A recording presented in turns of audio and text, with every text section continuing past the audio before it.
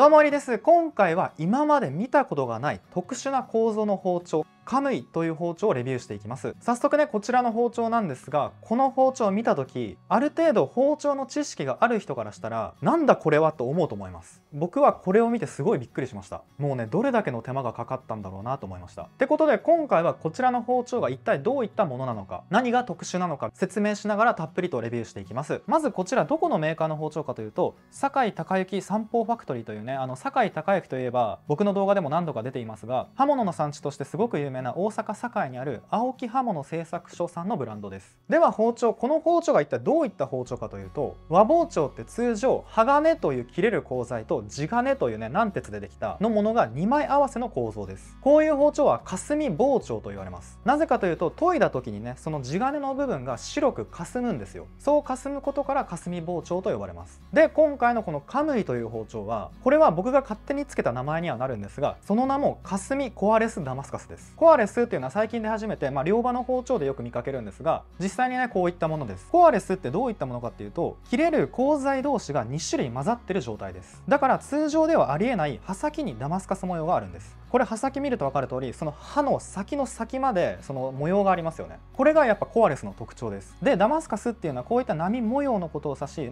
墨流しとかとも言われて多層構造の包丁を指します。どうしてこういう模様が出るかっていうと、その鍛冶の段階で多層構造の板があって、それをハンマーでバンって叩くと、そのね、層の部分がへこむじゃないですか。で、叩いてそこを削るからこういった波模様が出ます。つまり叩き方とかその総数によってこの模様っていうのは全然変わったものになります。例えばあまり叩かずにもう1箇所だけところどころボンボンって叩けば水玉模様のようなそんな墨流しの包丁ができます。で、話を戻すと、そのコアレスというのはその名の通り芯がないことです。通常は中央に芯材があって側に地金があるのに対し、コアレスっていうのは芯材がなく、切れる鋼材とさらにまた別の切れる鋼材が混ざり合った全てが切れる状態のものです。なのである意味全鋼なんですよ。で、こういうコアレスダマスカスというのが最近では両刃包丁で多いんですけど、和包丁でもね出始めています。で、今回の包丁ただのコアレスではないんですよ。これよーく見てみてください。これが一般的な霞包丁です。では今回の包丁カムイ、これも一応霞包丁は霞包丁と言えますよね。でも鋼だけが2つの切れる鋼材が重なり合ったコアレスなんです。もうほんとね、こんな包丁は今まで見たことありません。だから僕と同じようにびっくりしてる人多いと思います。で、こちら驚きますよ。写真見せてもらったんですが、作り方としてもう見ての通りねじってあるんですよ。鋼材は白2と青2です。このね、白とか青とかわからない方はね、以前の動画をご覧ください。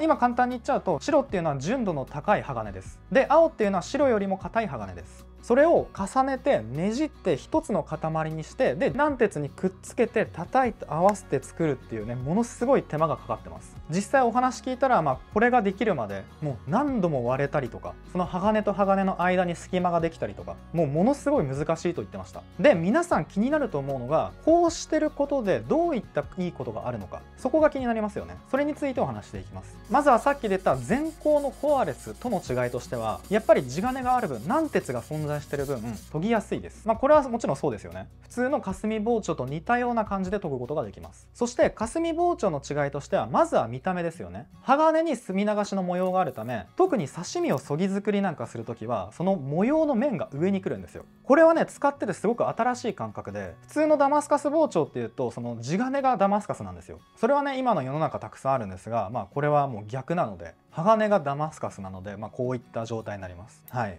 美しいですよね。では次に切れ方の違い。これは2つの鋼材、白2と青2でできてるって言いましたよね。つまり硬度が違うんですよ。硬度が違うってことは、研いだ時にその減り方が違うんですね。もちろん白の方が早く削れます。だからよく言われてるのが、その刃先がね、硬度が違って減り方が違うから波刃のような状態になって、何か切った時にかかりが良くなると言われているんですが、正直僕実際使ってみたところ、これに関してはわからないです。この後後半の話でもその件についてはお話しするんですが、本当いろいろ研いでみていろいろ切ったりしてみたんですけど、そのコアレスだからっていうね、そういった切れ方の違いっていうのは僕は分からなかったです。はい、ではこのままテーマ移りまして、研ぎについていきます。砥石で研いでみたらどういう風になるのか見ていきます。研ぎ感の結論としては、青によりもちょっと研ぎやすいかなっていう感覚、もうほぼ青に近いというか青寄りでしたね。やっぱりその理由っていうのは、結局その青があるんです。青の壁があるので、その平らな砥石に当てたとしても、やっぱその白がよりへこむとかっていうのはないんですね。だから研ぎ感としてはほぼ青でしたね。はい、でこちらはコアレスの話とは別件なんですが、研いでてやっぱり新品の和包丁で必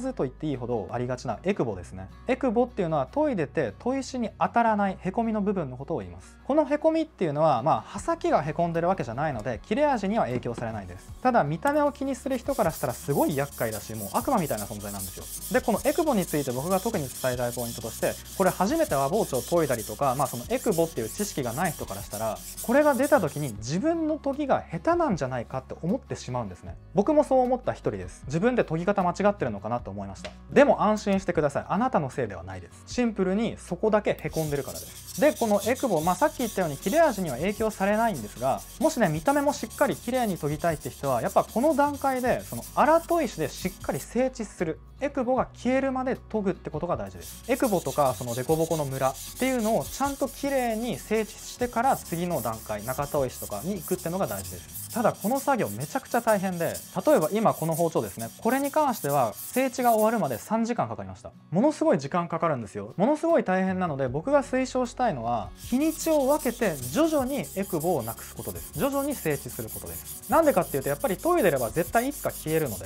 焦らずゆっくり消していきましょう。ただね、それしてると出てくるものっていうのが愛着というものです。最初はこのエクボが出てきた時にエクボ消えてほしいなと思うんですよ。でも研ぎを続けてそのエクボがちっちゃくなってって、消えそうになるんですね。消えそうになる時ちょっとね寂しくなるんです。っていうね、愛着ってものが出てきます。消えたら消えたでどうってことないんですが、あともう一つエクボ消しのことでもう一点すごく大事なことを言います。それはそこばかりを研いではいけないことです。ここを早く削りたいからここばっか力入れて研ぎたくなるんですよ。でもそれは本当おすすめしないです。結論として全体を同じように研がないと、同じように減らさないとしのぎが崩れたりムラになったり、後から必ず後悔します。もう地獄を見ます。なので大事なのが、もう用意ドンってスタートしたらみんな一緒のペースで減らしていく。よくねマラソン大会とかで同じペースで走ろうねっていうねやついるじゃないですか。そういうやつに限っていざ本番になるともう置いてくんですよ。もう最低ですよね。だからもうほんとそんな最低なことにならないように、包丁も一緒でちゃんとみんな仲良く二人三脚で研ぎ進めていきましょう。はい、あとね研ぐ時間についてお伝えしたいのが、長時間研ぎ続けるっていうのも注意してください。なぜなら疲れて怪我しやすいからです。僕はもう慣れてもう3時間でも6時間でも普通にできますが、やっぱり最初のうちはねもう30分研いだだけでもかなり疲労感あります。で疲れるとやっぱ集中力も乱れて怪我しやすくなります。なので疲れを感じたら休憩するとかね、やりすぎには注意してください。はい、そしてこちら整地ができましてこんな感じです。これ思う方いるかもしれないです。荒砥でこんな綺麗なのって。ちゃんと整地ができてれば荒砥でも本当にもう見れるくらい、飾ってもいいくらい綺麗なんですね。逆に言うとここまでいってないと、ちゃんと土台ができてないと次の砥石とか仕上げ砥石行った時にそのまだへこんでる部分とかムラがある部分って絶対浮き出てきます。だからこの荒砥の段階、土台作りにも命をかけてください。はい、では次コアレスの話に戻して、ここでもね思った方いると思います。コアレスの模様が消えたって。そうなんですよ。砥石で研ぐと全部その傷になって見えなくなるんですね。ただこれは人造砥石でやった場合はもう全体的にこういった傷が入っちゃって模様がわからなくなるんですけど、鋼材の個性を引き出すとされる天然砥石で研いだ場合はこの違いが分かります。模様が浮き出てきます。これは対馬砥石という天然砥石で、長崎で取れる中戸の分類の天然砥石です。だいたい粒度でいうと2000、3000あたりですね。もうめちゃくちゃおすすめの砥石です。本当おすすめで気に入ってて、僕もご縁があって今取り扱わせてもらってるんですけど、もし気になる方概要欄にサイトのリンク貼っておくので見てみてください。天然砥石っていうのはやっぱり鋼材違いで結構その見た目の違いっていうのが出てきます。だから普通の霞包丁でも地金と鋼の違いがはっきり出たりとか、本焼き包丁でも刃文がはっきり出たりとか、そういった魅力がありますね。はい、では続いて今から青と白のその硬さ以外の違いについてお話しします。それが2つあって、錆びやすさと光沢です。錆びやすさについてはこちらご覧ください。これ研いでた時にもう見たらすでに錆びが進んでまして、これは白2の部分だけが錆びてます。で青の方はまだ変色見られないですよね。見た目でも分かる通りその錆びやすさっていうのは全然違います。その理由はこの後紹介するとして、2つ目の光沢について。結論言うと青の方が光りやすいです。実際に他の包丁を研いでる時もその化粧研ぎとかをしてて、やっぱりね青の方が光ってくれるなってねいつも思うんですよね。じゃあこのさっきの錆びやすさと今の光沢、この理由は何なのかっていうと、それは青鋼に含まれるクロムです。最初に言った通り白は純度の高い鋼で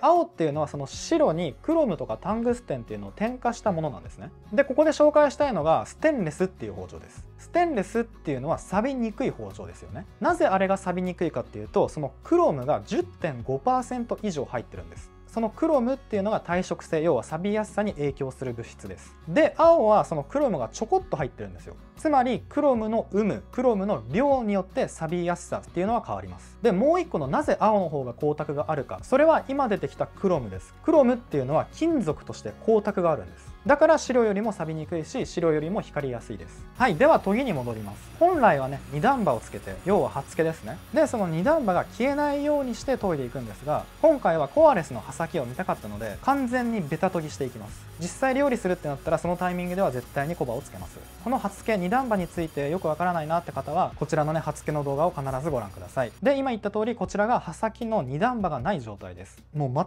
全く段がないですよね。もうピンピンにしてあります。ただ今回は特別ですが、普段の研ぎでこれは絶対しないです。刃線が乱れやすくなるし、かなりかけやすくなるので。でその一方これ刃元の部分、この部分っていうのをあえて残してあります。そこと比べるとその二段刃のあるなしっていうのは分かりやすいですよね。はい、ではこちら、片刃包丁なので裏押しもしていきます。裏押しも天然砥石を使用して、こちらは大平内曇り赤レンゲというものです。内曇りってその刃引き用の内曇りと地引き用の内曇りっていうのがあって、この内曇りは実際に研いだ感じは鋼と相性のいい、よくねその噛み合ってくれる、そんな砥石でした。だからねこの鋼の裏の部分で使ってます。この裏押しについてですが、本当和包丁の裏っていうのはできるだけ削りたくないので、腎臓だろうと天然だろうと仕上げ用の砥石を僕は使います。ほんと裏押しってもうちょっとあればいいので、もう2ミリ以上はほんと広げすぎですね。もう1ミリかもう1ミリ以下とかでもいいぐらいです。でもないのはダメですよ。絶対必要な部分ではあるんですが、出しすぎもね良くないので、消えそうになったら研ぐとか、そういう感じで裏押しのね管理はしてください。ではこちら研ぎ上がりの状態を見ていくんですが、やっぱりねそのサビの状態が白と青で全く違いますよね。正直ここまで差が出るとは思わなかったです。あ、こんな短時間で錆びるんだとも思ったし。はい、そして顕微鏡で刃先を見ていただきたいんですけど、結論を言うとその硬さによる違いは分からなかったです。予想ではやっぱね波刃っぽくなるのかなとは思ったんですが、実際には分からなかったです。ただやはりサビですよね。そのサビによるこれ穴がねプツプツ見えてると思うんですけど、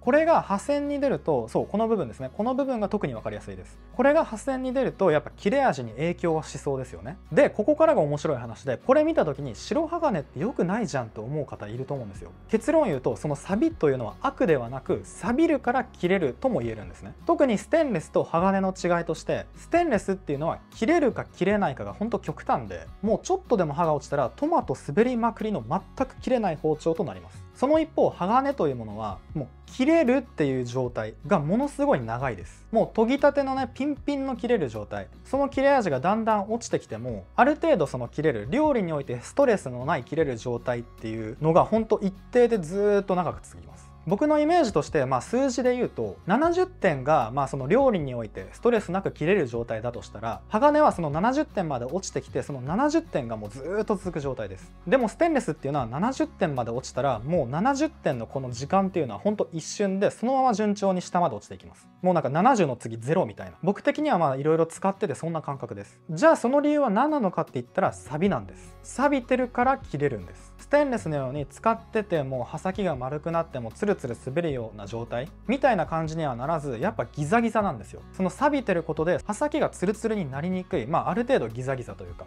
こういった錆びによる違いっていうのもあるし、他にもねいろいろ要因はあると思います。なんで実際にねこう見てみても使ってても僕が感じたことです。で今回のこの青と白が混ざった包丁の話に戻ると、青もクロムが含まれてるとはいえ錆びやすい鋼の分類なんですね。なんで時間が経てば白のような感じにはなります。でやはりその錆びの具合っていうのは白と青で変わってくるので、刃先の状態っていうのはところどころ違ってきます。つまりその状態によってその切れ方っていうのは変わってくるはずなんですが、正直じゃあ切ってみてその違いが分かるかって言われたら、僕はね分からないですね。もうねものすごい敏感な人、超人のようなもうすっごい敏感な人、そんな人がいたらその違い分かるかもしれないんですが、僕は現状まだ分からないです。はい、では最後にコアレスならではのかっこいい映像撮れたのでご覧ください。この刃先の青と白の鋼材違いのその模様の部分を見ていただきたいんですけど、特に見てほしいのはこの地金の部分です。この包丁なんと単粒線が出てました。そのね単粒線についてよく分からないよって方は以前の動画見てください。簡単に言うと鍛冶屋さんのその作り方によって変わってくるもので、鋼が傷んでなくて質がいいよって言われてるものです。では次、この包丁を使ってそぎ作りの切り方っていうのをお伝えしますので、ぜひやってみてください。そぎ作りっていうのは包丁を寝かして食材の左側から切っていきます。でポイントは魚をまな板の中央ではなくて手前側に寄せてください。刺身で引き切りする時は基本的には手前側に置きます。じゃないとやりにくいので。で、刺身包丁の持ち方は指差し型ですね。人差し指を包丁の峰に置いてブレにくくさせます。で、左手は軽く添えて、その切りたい幅に包丁を当てて斜めに寝かして引いて切っていきます。とにかく引くことです。引く力9、下に行く力1ぐらいの割合です。もう包丁の重さだけで切るようなイメージで切ることがポイントです。はい。で、今からちょっとかっこいいというかちょっと特殊な切り方のちょっとしたポイントをお伝えします。それがよくあるのが最後の最後、切る瞬間刃を立てて切るんです。そうすると食材の角が立ってその見栄えが綺麗になったりとか立体感が生まれたりとか切り口が揃って綺麗に見えたりとかそういった利点があります。あとまあ普通にかっこいいですよね。もう見ててもかっこいいなって僕も思うし。でさらにです。これやってる方は結構いらっしゃるんですけど、これにプラス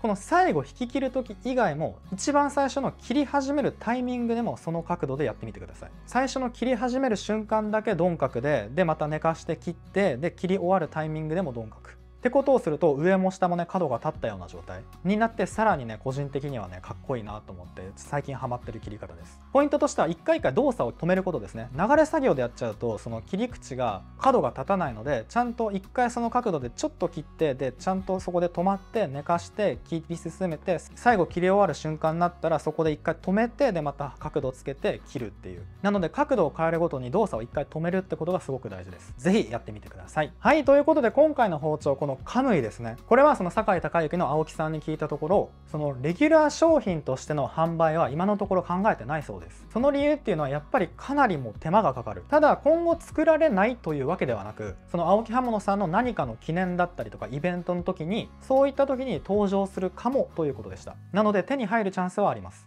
そのチャンスを見逃さないためにも概要欄にねホームページとかインスタグラムのアカウントも載せてますので、ぜひ今後の動きをチェックしてみてください。では終わろうと思うのですが、最後に1点だけ途中でサビの話が出たので、料理において包丁がね与える影響というのをお話しします。僕の動画見てくれてる人は聞き飽きてると思うんですけど、錆びやすい包丁、要は鋼の包丁で切ると食材の風味は変わります。それは食材本来の味が出してるか、もしくはその鉄分が付着してそれで味が変わってるか、理由はいくつかあると思うんですけど、やっぱりその鋼の包丁でそういったその血の気のあるもの、魚とか肉とかですね、そういったものを切ると特に分かりやすいです。で逆に錆びにくいステンレスで切るとその香りを飛ばして薄く感じるんですよ。っていうのはそのステンレス石鹸っていうそれに触れることで匂いを除去してくれるようなそんな製品があるように、包丁も一緒でやっぱりステンレスって香りを飛ばすんですね。つまりその包丁の鋼材によってステンレスか鋼かによってその食材を切って口に運んだ時にその風味が変わるんですよ。もうほんとね、食べ比べたら分かるんですけど、口に入れたこの入れる瞬間のここの香りが全然違います。でここで料理において包丁が与える影響というのを結論を言うと、それが大きく4つあって、それが今言った鋼材による違いで、刃付けによる違い。刃付けというのはその砥石、何番の砥石で仕上げたか、粗砥石で仕上げれば断面は粗くなるし、仕上げ砥石で仕上げれば断面は滑らかになります。これはただ断面の粗さではなく本当に味に影響してきます。細胞の壊れ方が違うので。で3つ目が抜け感の違い。これは刃の先端ではなくて刃先に近い部分の厚みとか、そもそもの厚みとか、包丁が厚いと食材切った時に強く擦るんですね。強く擦るとやっぱ食材は痛がってアクが出ます。でこの4つ目何か分かりますか？僕はこの4つの中で特にもう全部大事なんですけど、特にこの4つ目を多くの方に伝えたい。それは切り方による違いです。切り方で味は違います。なんで4つ目の切り方が特に重要かっていうと、どんだけ高いいい包丁を買っても切り方がなってないと、それって結局普通の包丁を使うのと同じことなんですよ。だからいい包丁を使うならやっぱりちゃんとした切り方をしてほしいんですね。だからそのある程度切れる包丁とかなり切れる包丁の違いが分かるためにも、やっぱ切り方、細胞を壊さないよく切れる切り方っていうのを知ってほしいんですね。例えば分かりやすい例で言うと、玉ねぎとか、玉ねぎ切って涙出なかったり、リンゴを切って変色しなかったり、これは切り方で変わります。どんなにいい包丁を使ってもその切り方が悪かったら絶対涙出るし、切り方悪かったらリンゴもすぐ変色します。で他の例でいくと、例えば逆にその細胞を壊す切り方をして、細胞を壊して断面が粗いことによって味が染み込みやすくなったりとか、そういう感じで切り方一つで味をコントロールすることができます。つまり何が言いたいかというと、包丁は調味料なんです。料理を変えるのは包丁です。で大事なことなので言いたいのが、例えばね、仕上げ砥石まで当てて鋼の包丁を使って細胞が壊れない切り方をしてこれがいいってね聞こえるかもしれなかったんですけど、それが正義ってわけではないです。それは料理人がお客様の口にどう運びたいか、どう感じてほしいかによってそこは変えてほしいです。例えば大根おろしとか分かりやすいですよね。あれってわざと粗くおろして、その辛みが好き、辛い大根おろしが大好きな人もねいるじゃないですか。なのでそういう感じで食材の形を変えること自体、その行為がもう味に影響してるんです。だから包丁で切るっていう行為がいかに料理において大切か、そしていかに楽しいかってことを一人でもね多くの方に伝わればいいなと思って僕は発信をし続けます。生涯かけて伝え続けます。もう死んだ後も伝え続けます。もうねだって Google がね潰れない限り、YouTube 動画は残り続けるので、僕が死んでも誰かに届くだろうし、本当にねそれが僕の生きてる意味であり、もう使命だとすら感じてます。包丁のために生きて包丁のために死にます。それが僕の人生です。はい、では終わります。ここまでご視聴ありがとうございました。今回の動画少しでもいいなと思っていただきましたら、ぜひグッドボタンとチャンネル登録よろしくお願いします。それではまた次の動画でお会いしましょう。ありがとうございました。